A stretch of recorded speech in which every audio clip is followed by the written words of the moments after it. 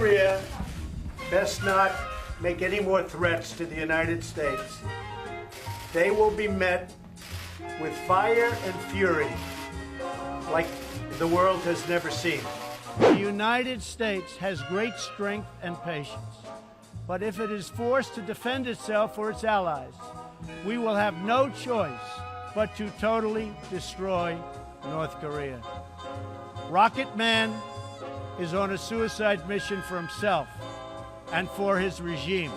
트럼프에게 권고하건대 세상을 향해 말을 할 때에는 해당한 어휘를 신중하게 선택하여 상대를 보호하며. President Trump appreciated the briefing and said he would meet Kim Jong-un by May to achieve permanent denuclearization. Everyone thinks so, but I would never say it. Top official close to Kim Jong-un spitting insults and defiance at the U.S. and igniting new tensions. The official threatening to call off the planned June summit in Singapore between Kim and President Trump, and singling out Vice President Mike Pence, calling him, quote, a political dummy. Based on the recent statement of North Korea, I have decided to terminate the planned summit in Singapore on June 12th.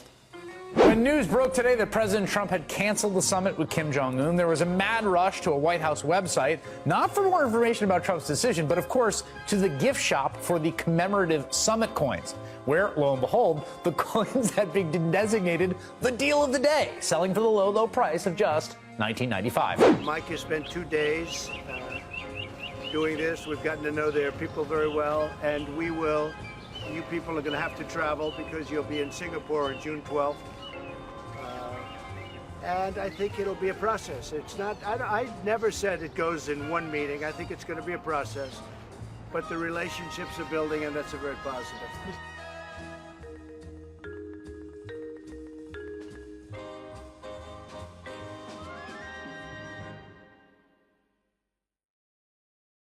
And look, Trump still wasn't done. Because on Thursday, it emerged that in a conversation with Mexico's president, he had shit-talked an entire American state. While talking about stopping the flow of drugs into the United States, the president also said this, and I'm quoting him, "I won New Hampshire because New Hampshire is a drug-infested den." Okay, so first, obviously, he is wrong about winning New Hampshire. He lost it in the general. But second, I am not going to sit here and defend the state of New Hampshire. I haven't lost some terrible dare. But that is not the way, even if you want to do it, to shit on New Hampshire. If you want to do that, just point out it's nothing more than 9,000 square miles of granite and Lyme disease, and it is the only state so boring it can genuinely make you say, oh, thank God we're in Maine now. And this was not the only big decision that Trump made this week for less than clear reasons, because on Tuesday he took a far more consequential step.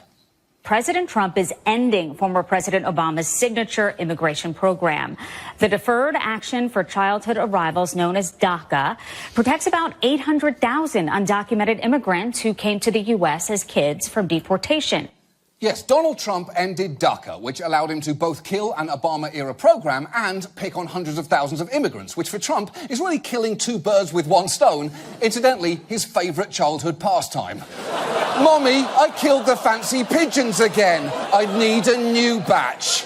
Now, and even members of his own party know this is bad politics. When he's raised the prospect of cutting off these subsidies in the past, some have managed to talk him out of it. The problem is, Republicans are playing checkers and Trump is playing checks.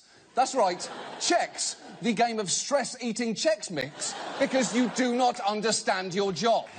Because that was not the only case this week where Trump acted without seeming to fully understand the consequences.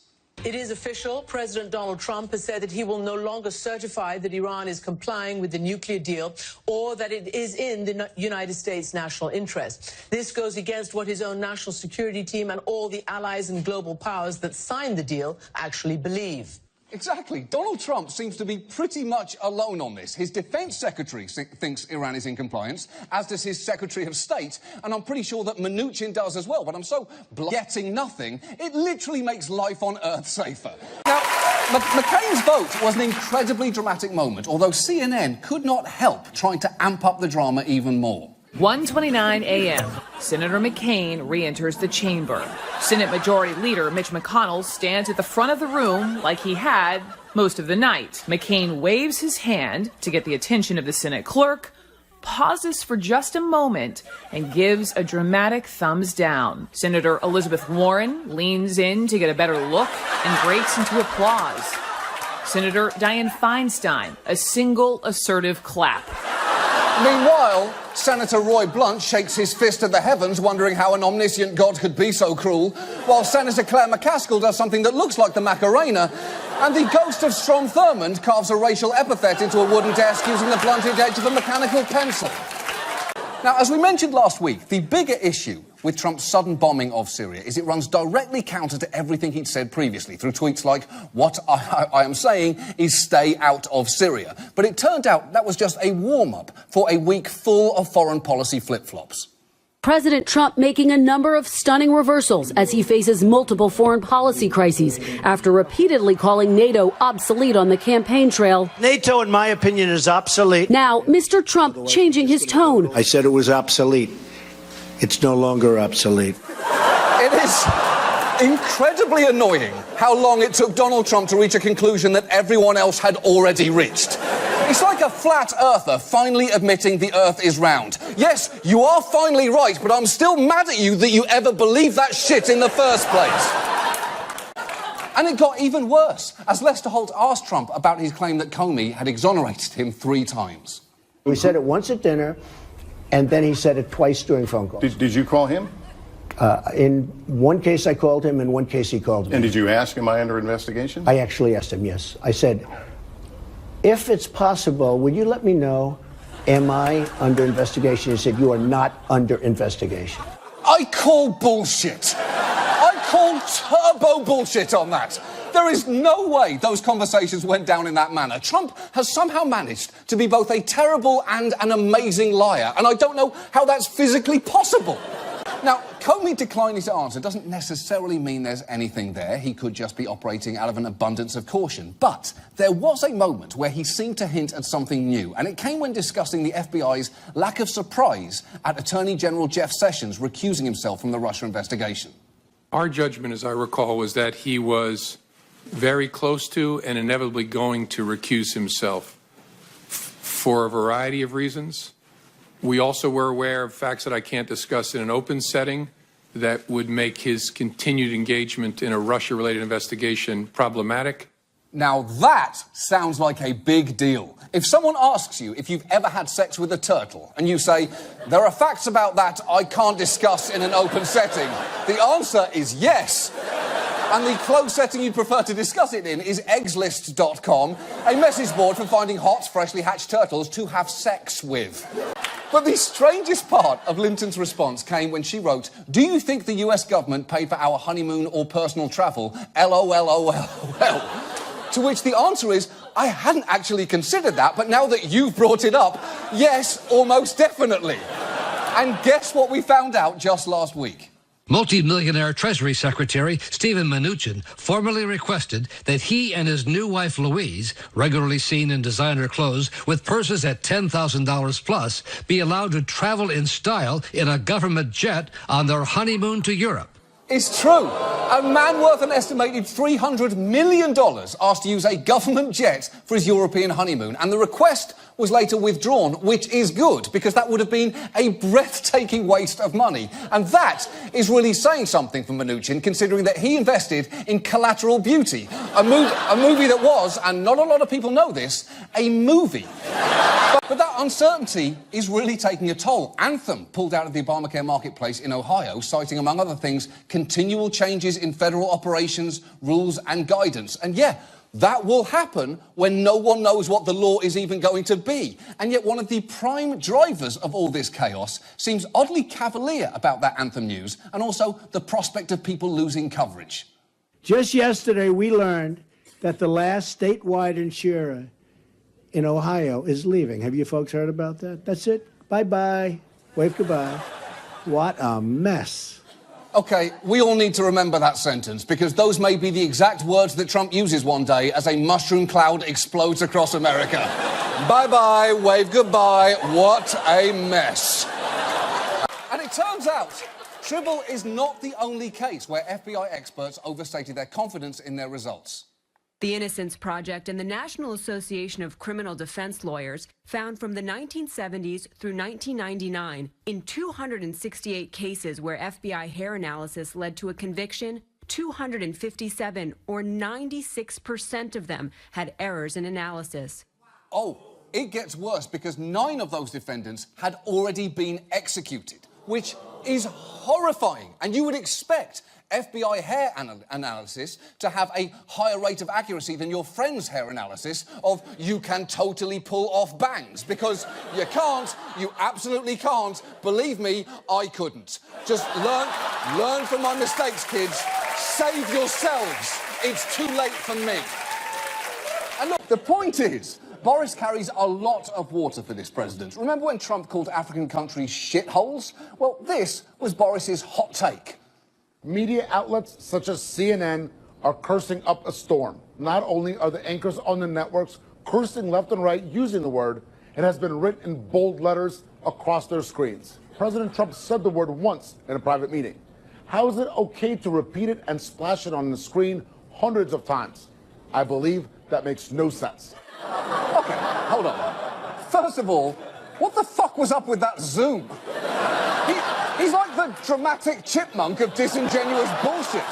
But second, people were upset that Trump used a bad word. They were upset that he used his racist brain and mouth. If Trump had called Haiti, El Salvador and Africa fucking dope-ass places from which we should totally welcome a shit ton of motherfucking immigrants, I don't think anyone would have been offended by his vulgarity. Somehow, this story gets even weirder because taxpayers wound up paying $2,400 to repair a door at that apartment damaged for the dumbest possible reason. Now, ABC News has learned of this bizarre incident at the apartment last year. I need an ambulance, please. An urgent 911 call. They just say he's unconscious and he's unresponsive. Pruitt's protective detail breaking down the door. Inside, the cabinet secretary, unresponsive. Mention 3 medics to respond, an unconscious person. The EPA is not commenting on the incident, but sources tell us Pruitt was just napping. He was napping! Napping! And it's not the most important detail here, but the day that happened was a Wednesday. So on top of everything else, the director of the EPA was sitting at home, taking a nap in the middle of the day on a Wednesday. Get the fuck up, Pruitt! You've got a country to ruin!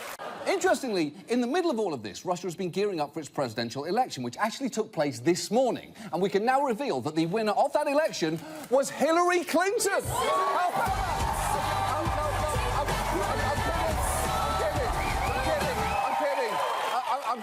I'm kidding. People don't like her at all.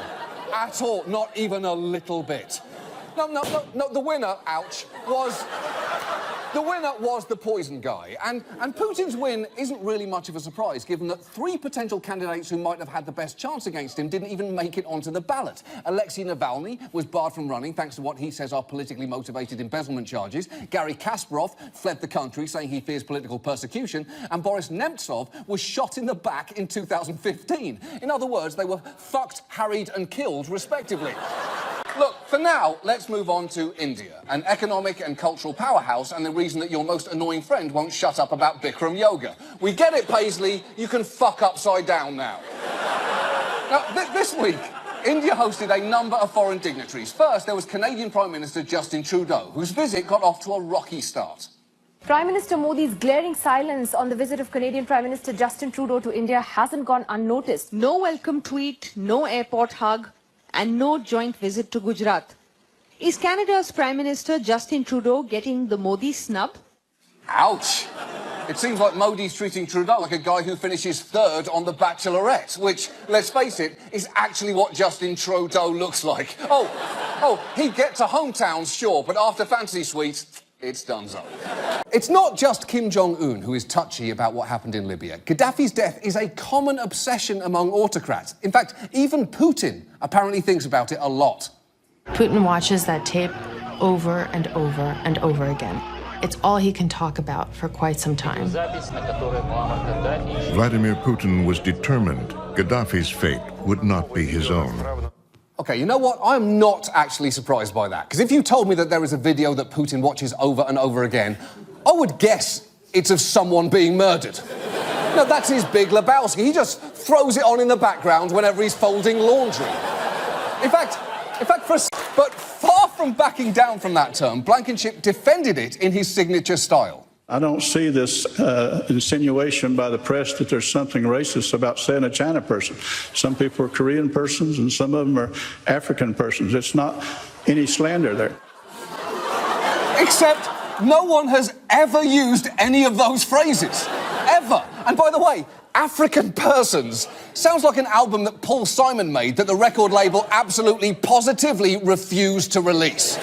Our main story tonight involves taxes. Essentially, the government's GoFundMe page. Now, today is April 15th, which means you have just 45 minutes to file your taxes. Except, relax, don't panic, because thanks to the weekend and a holiday, the deadline is actually April 17th this year. Except, don't relax, do panic, that's still not enough time to do it right. You're fucked, you're absolutely fucked, and you're going to jail, Anthony. Now, this special election has gotten a lot of buzz because the Republican candidate and frontrunner is former Alabama Supreme Court Chief Justice Roy Moore, and he is a lot. He's called American Indians reds and Asian Americans yellows. He's called Islam a false religion. He's said homosexual activity should be illegal. He reportedly said in February that the 9/11 attacks might have been punishment for America's turning away from God. And on Monday, he caused a stir by waving a gun. I believe in the Second Amendment. During a campaign rally. Oh, that's not all. He also personally kicked a panda in the balls, and he once called Tom Hanks the N-word. Now, we've talked before about Turkish President Recep Erdogan, the mustachioed strongman who once got hoof-punched in the dick by a horse. Well, he has been attempting to consolidate his power for years, and last Sunday, he took his boldest step yet. President Erdogan declared victory yesterday in a referendum that gives him sweeping new powers. His critics say this is a step towards dictatorship. Oh, that's great. I guess I can now add Turkey to my list of things to worry about, along with America, the French election, and whether John Cena is having a happy 40th birthday today, and how the fuck John Cena and I are the exact same age. Oh, my God. That is heartbreaking. I want to get to security questions and security concerns, but we've just had the president tweet a GIF that I want you to take a look at. You can see it right there.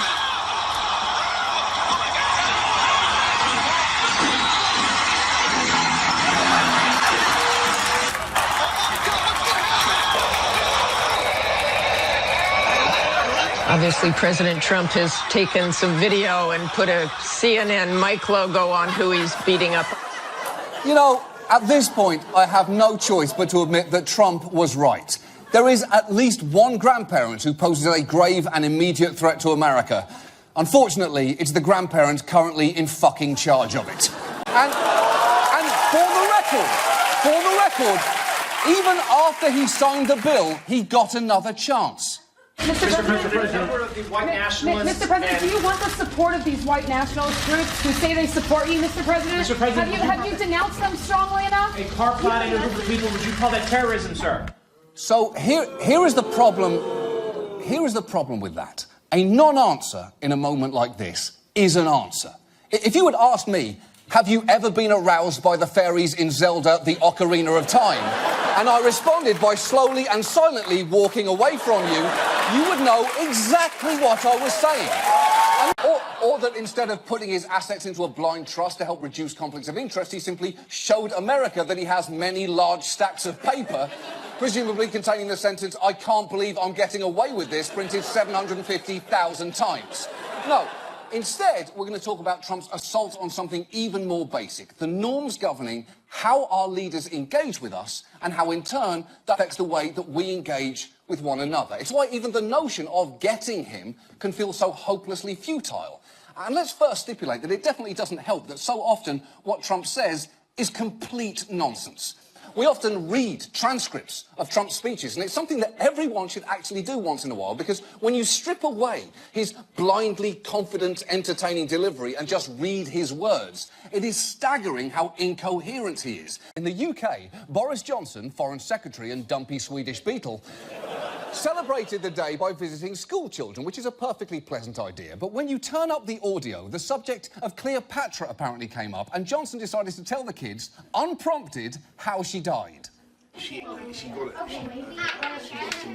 snakes brought in and casted a feast. And she wanted to commit suicide because Antony was dead. She loved Antony. And so she took out the snake, which is called an asp, and she put it on her bosom. And she died. That was the end of Cleopatra. What are you doing? I would happily watch hours of Boris Johnson explaining grim endings to distracted children. So then Sarah loses her mind, Harry has his arm amputated, and Marion performs a sex show for drugs, and that was the end of Requiem for a Dream, children. In fact, recently, another one of their promos was passed around online, and you may recognise one of the faces in it. Certain people shouldn't have guns.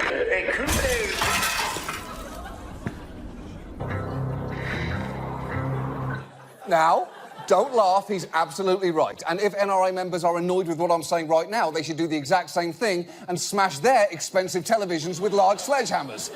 Are you listening, NRA members? Destroy your own property. It's a really good idea, and it's honestly the only way we'll learn.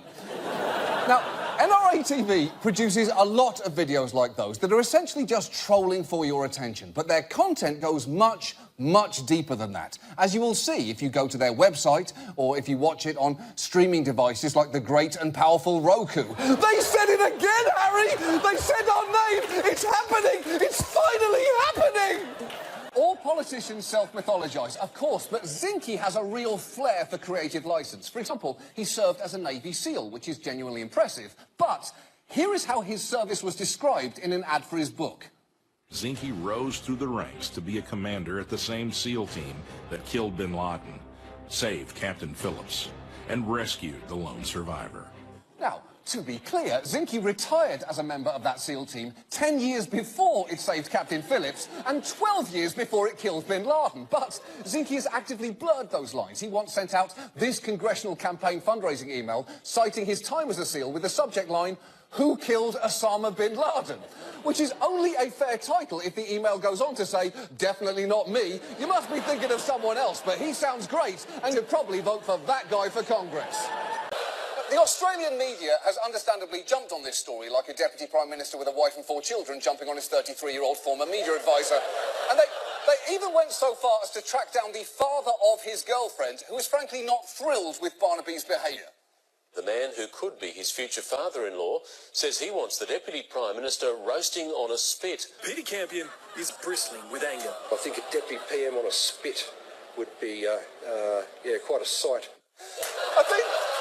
I think that might be the most Australian man who has ever lived.